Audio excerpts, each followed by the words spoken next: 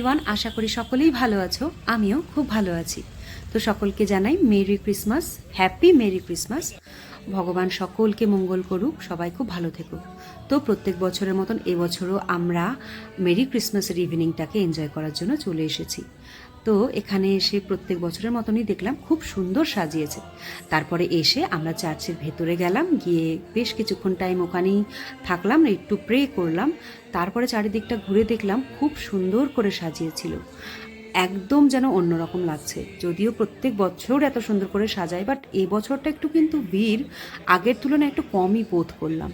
তো যাই হোক, ভিতরে একটু ঢুকতে ঢুকতেই দেখলাম যে একটা ক্রিসমাস ট্রি এত সুন্দর করে সাজিয়েছে, আর তাকে ঘিরে সবাই মানে ফটো তুলছে। তো ওখানে খানিকটা ফটো টটো তুলে আমরা বাইরে বেরিয়ে আসলাম, আর একদম স্ট্রিটটা এত সুন্দর করে সাজিয়েছে। স্পেশাল এটা হচ্ছে জাম্বো চিকেন রোল নিয়ে নিলাম পাঁচু রোলস থেকে। জাম্বো দিতে পারবো না,